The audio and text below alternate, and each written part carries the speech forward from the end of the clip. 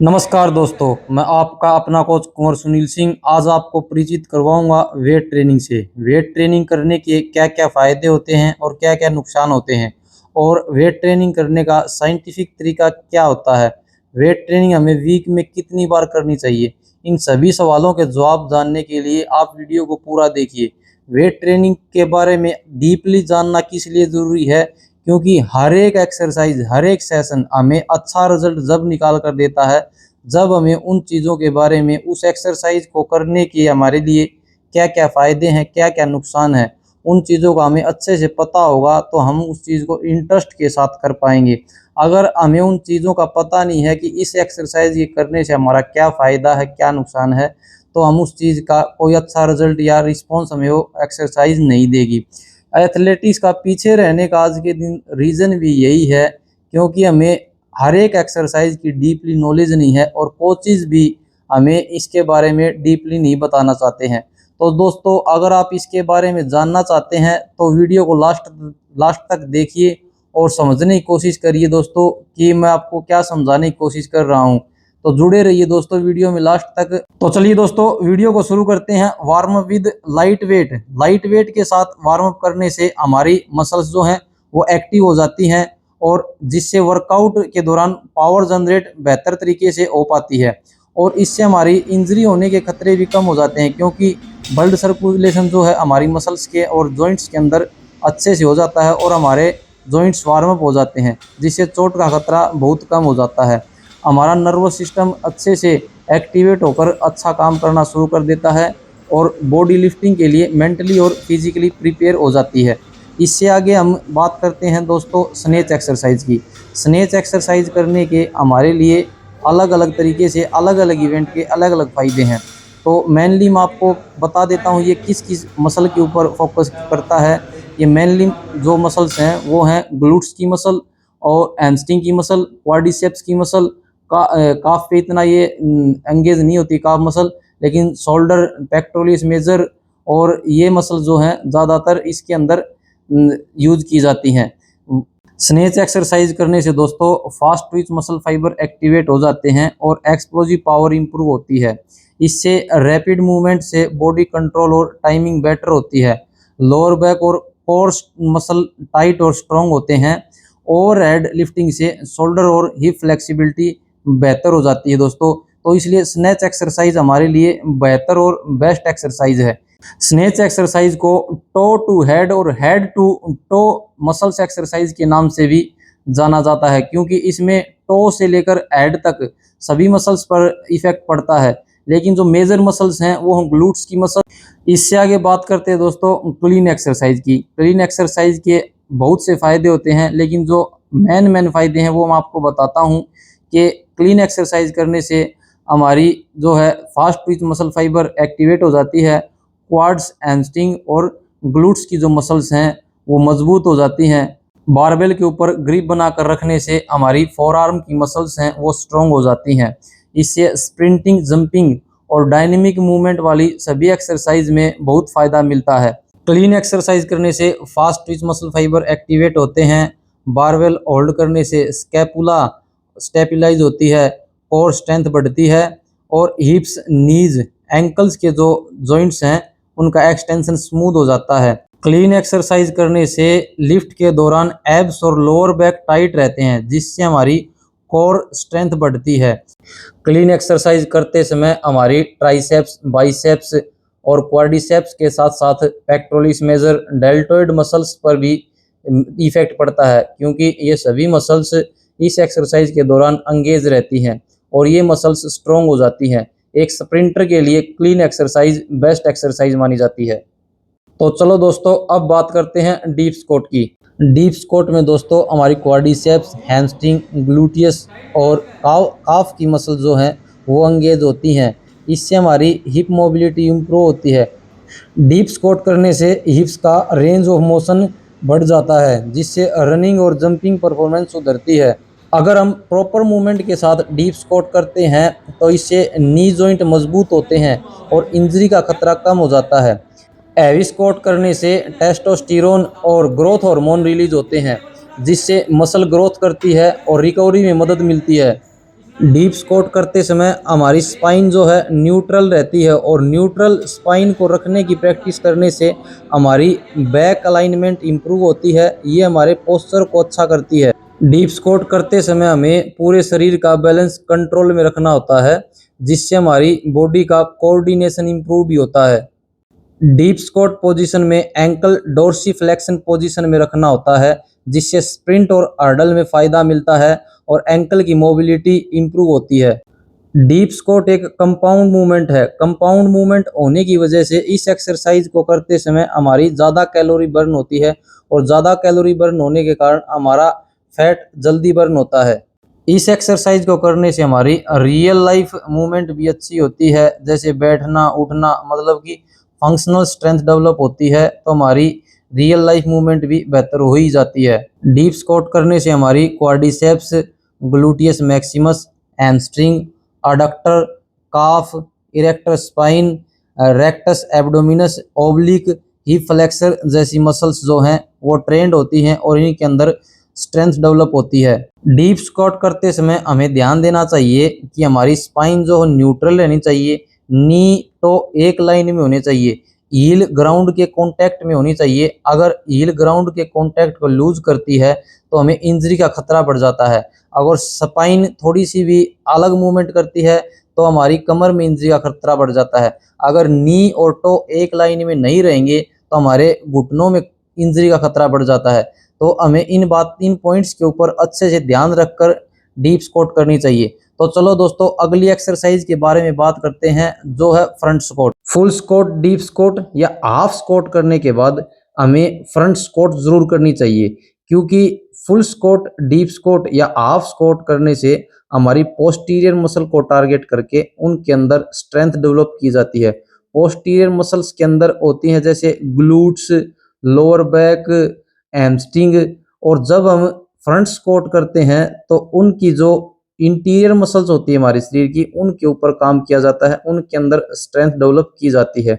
ऐसा करने से हम हमारी जो फ्रंट की मसल्स हैं जैसे क्वाड्रिसेप्स, कोर, अपर बैक को टारगेट करके उन मसल्स के अंदर हम स्ट्रेंथ डेवलप करते हैं। हमारी बॉडी को प्रॉपर मूवमेंट करवाने के लिए हमारी इंटीरियर और पोस्टीरियर मसल्स का स्ट्रेंथ का रेशियो 60-40 रेशियो सबसे अच्छा माना जाता है। जैसे हमारी फ्रंट की मसल्स के अंदर 60% स्ट्रेंथ होनी चाहिए और पोस्टीरियर मसल्स के अंदर 40% स्ट्रेंथ होनी चाहिए। अगर ये रेशियो हमारी बॉडी के अंदर होगा तो इंजरी के चांस कम हो जाएंगे और हम अच्छे से जो भी काम करेंगे प्रॉपर तरीके से कर पाएंगे। इसलिए हाफ स्क्वाट, फुल स्क्वाट या डीप स्क्वाट करने के बाद फ्रंट स्क्वाट करनी बहुत जरूरी है। तो चलिए दोस्तों, अगली एक्सरसाइज की बात करते हैं, जो है डेड लिफ्ट। डेडलिफ्ट एक्सरसाइज को स्ट्रेंथ ट्रेनिंग की दुनिया का राजा एक्सरसाइज समझा जाता है। हमारी हैमस्ट्रिंग, ग्लूट्स, इरेक्टर स्पाइन और ट्रैप्स को डेडलिफ्ट जैसा कोई भी दूसरी एक्सरसाइज ट्रेन नहीं कर सकती। और यही वो मसल्स हैं जो हमें तेज दौड़ने, लंबा कूदने और तेज फेंकने के लिए हमारे काम में आती हैं। तो इसलिए डेडलिफ्ट एक्सरसाइज एक महत्वपूर्ण एक्सरसाइज है। डेडलिफ्ट एक्सरसाइज करने से हमारी लोअर बैक इंजरी का खतरा घटता है। Deadlift exercise muscle building, fat loss और रिकवरी के लिए बेहतरीन एक्सरसाइज है। स्प्रिंटर के एक्सेलरेशन और थ्रोअर की रिलीजिंग पावर को बढ़ाने के लिए यह एक बेहतरीन एक्सरसाइज समझी जाती है। डेडलिफ्ट एक्सरसाइज करने से ground reaction force generation capacity बढ़ती है, जिसका सीधा फायदा स्प्रिंट के पहले 20 से 30 मीटर एक्सेलरेशन में मिलता है। रिसर्च कहती है कि स्प्रिंटर्स का एक्सेलरेशन डेडलिफ्ट स्ट्रेंथ से सीधा जुड़ा होता है, इसलिए डेडलिफ्ट एक्सरसाइज स्प्रिंटर के लिए बहुत जरूरी है। हमारे एथलेटिक्स में थ्रो के जितने भी इवेंट्स हैं उनके लिए यह सबसे बेस्ट एक्सरसाइज है।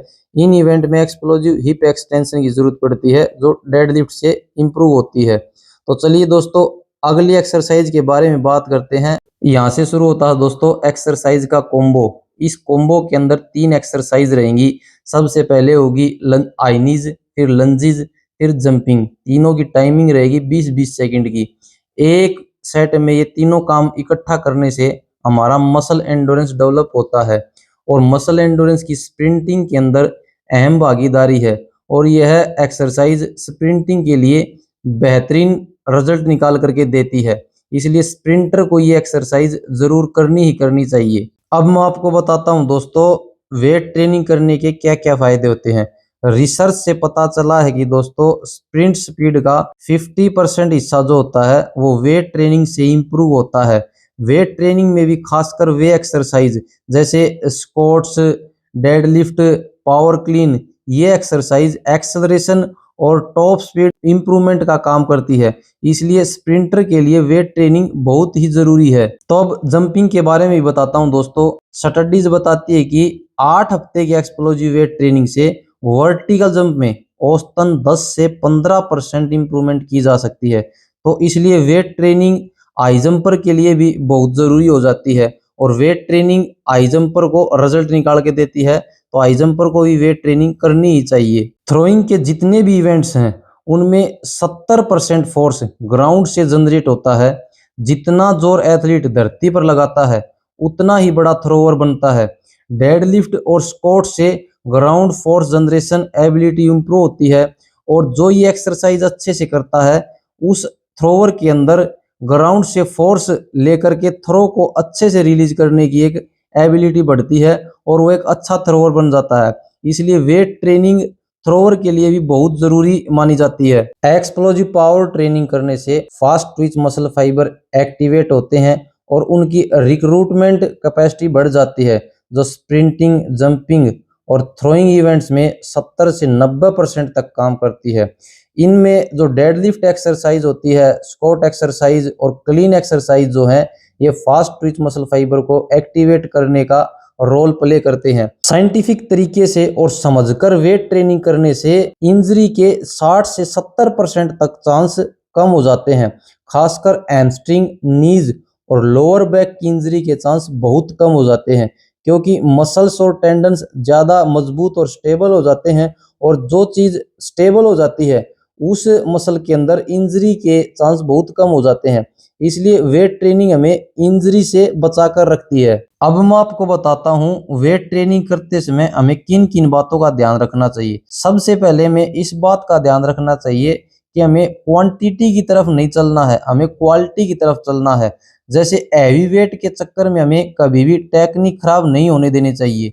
बैक हमेशा न्यूट्रल रखनी चाहिए, बारबेल बॉडी के पास रखनी चाहिए, कंट्रोल और स्मूथ मूवमेंट करनी चाहिए। हैवी स्क्वाट, बेंच प्रेस और डेडलिफ्ट में स्पॉटर या सेफ्टी बार लगाना बहुत ही जरूरी है।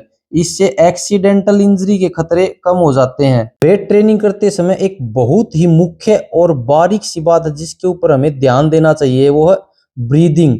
ब्रीदिंग पर हम खासकर ध्यान नहीं देते हैं लेकिन वेट ट्रेनिंग के अंदर यह एक बहुत ही मेजर रोल प्ले करती है।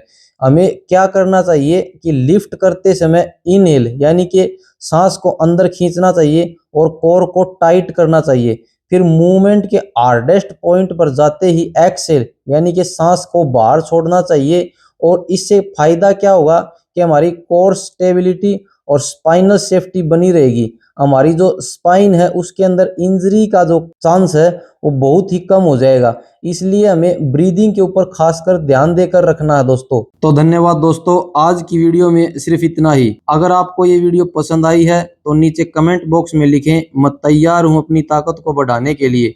और हाँ, वीडियो को लाइक करो, शेयर करो अपने जिम और एथलेटिक्स वाले दोस्तों के साथ। और अगली बार हम लाएंगे और भी ज़बरदस्त वर्कआउट और ट्रेनिंग टिप्स ताकि आपका हर मुकाबला सिर्फ आपके नाम रहे। मिलते हैं दोस्तों अगली वीडियो में, तब तक के लिए धन्यवाद। स्वस्थ रहें। जय हिंद, जय भारत, वंदे मातरम। आगे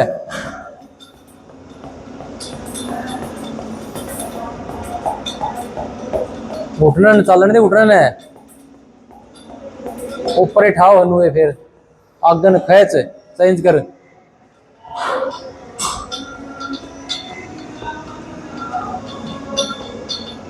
शाबाश शाबाश,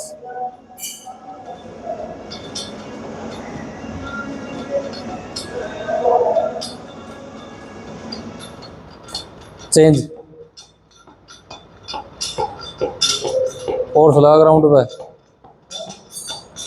और ग्राउंड को फोर्स लगा।